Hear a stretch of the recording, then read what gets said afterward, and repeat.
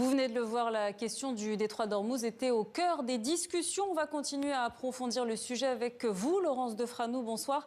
Vous êtes journaliste défense à Libération. Alors, Donald Trump affirme que la Chine est prête à aider à la réouverture du détroit d'Ormuz. Déjà, quelle est la situation de la navigation actuellement?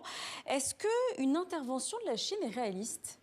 Alors, depuis 2 mois, depuis le 28 février, le déclenchement de la guerre des Américains et des Israéliens contre l'Iran, donc l'Iran a décidé de verrouiller le détroit. Donc au départ, très peu de bateaux sont passés. On estime qu'il y a jusqu'à 2000 bateaux qui sont coincés dans le fond du détroit d'Ormuz, même si c'est difficile d'avoir des données parce que la situation est très confuse. Avec environ 20 000 marins. Environ 20 000 marins, oui, selon l'Organisation maritime internationale. Il y a déjà eu 38 attaques de navires commerciaux. Les 11 marins civils ont été tués. Aujourd'hui, il y a des navires qui passent. Il y en a qui arrivent à passer. Ceux de petit tonnage arrivent à passer le long des côtes omanaises. Les bateaux coupent leur transpondeur, ils trafiquent leur GPS pour pas être vus, ils coupent leur radio. C'est des conditions très dangereuses. C'est pour ça que aujourd'hui, il y a 10% de la navigation dans le détroit d'Ormuz par rapport à avril 2025. Et la plupart des armateurs préfèrent pour l'instant que leurs bateaux restent au mouillage dans le golfe arabo-persique, parce que là, la menace est beaucoup plus est presque infime. Enfin, elle existe, mais elle est presque nulle, parce que les assureurs aujourd'hui se trouvent dans une situation où le risque est si élevé d'être attaqué.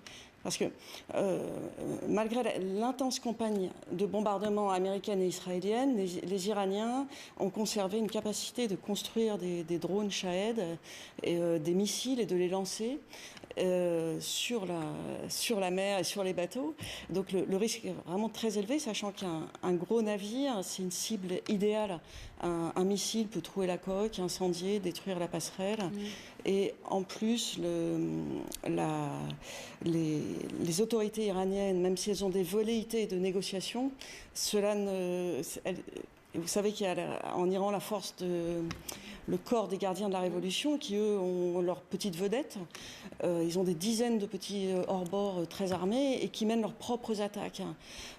Donc négocier est très difficile. En tout cas, est-ce que les États-Unis qui ont essayé d'escorter les navires avec cette opération dite de projet Liberté, ça n'a pas marché? Pourquoi? Parce que en fait, c'est faire passer dans un corridor très étroit. Le détroit d'Ormuz fait 30 km de large à peu près, ce qui est très peu, sachant qu'il n'y a qu'une partie qui est navigable. Dans l'autre partie, il y a des hauts fonds et des îles. Il est long de plusieurs dizaines de kilomètres.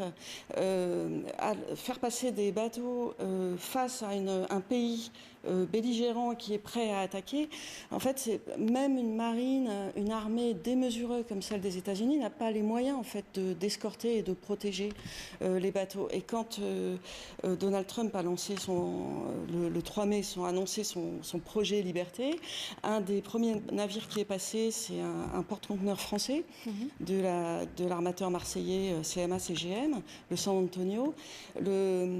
Ils étaient deux, et le San Antonio, il a passé le détroit d'Ormuz, et juste après, il a été attaqué par les gardiens de la Révolution. Il a très très gravement, 5 marins ont été blessés, alors que le navire, avec toutes les garanties, sinon il n'aurait pas été assuré, il avait toutes les garanties des autorités iraniennes pour passer. Donc on voit bien que la chaîne de commandement n'est pas si claire et que le niveau de risque est très élevé.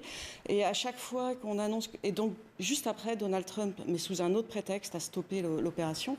Parce que réouvrir la navigation, comme avant la guerre, c'est 130 bateaux à peu près qui passent par jour. Oui. Et c'est impossible dans ces conditions. Rapidement, est-ce qu'il y a d'autres pays qui s'activent, qui négocient pour essayer de débloquer ce détroit? Oui. Alors, pour en revenir à la Chine a la même position depuis le début. Elle dit qu'elle souhaite la réouverture, mais vous savez que la Chine est un partenaire stratégique de l'Iran, mais en même temps, elle veut garder des bonnes relations avec les États-Unis. Bon, finalement, elle reste sans bouger, et donc c'est pas elle qui va intervenir. Mais il y a 2 initiatives marquantes. Il y a d'une part l'Organisation maritime internationale, l'OMI, qui dépend des Nations Unies, qui représente 176 États, qui est en train d'élaborer un plan d'évacuation. Donc c'est de l'ordre humanitaire. Donc le secrétaire général était cette semaine à Mascate, la capitale omanaise, pour discuter avec les autorités omanaises et les autorités iraniennes d'une opération d'évacuation pour permettre à tous les bateaux qui sont bloqués de sortir, de rejoindre l'océan Indien et de reprendre leur liberté.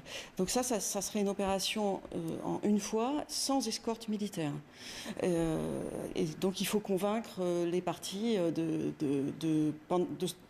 d'éviter de tirer pendant cette évacuation qui prendrait du temps. 800 bateaux, une liste de 800 bateaux a été faite. Parallèlement, il y a une autre initiative politico-militaire qui est celle-ci menée par la France et par la Grande-Bretagne.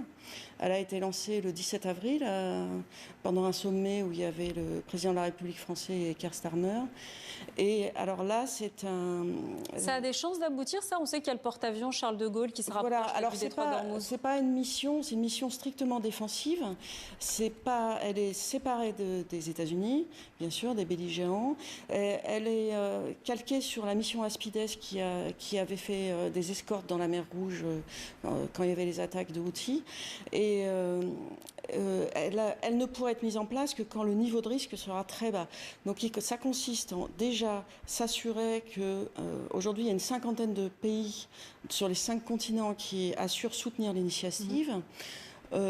Environ 24 ont déjà dit qu'ils allaient promis des moyens militaires. Il y a eu une réunion des ministres de la Défense mardi qui a posé les bases de cela. Donc c'est pour ça que le porte-avions français, enfin le groupe aéronaval a été envoyé dans la zone.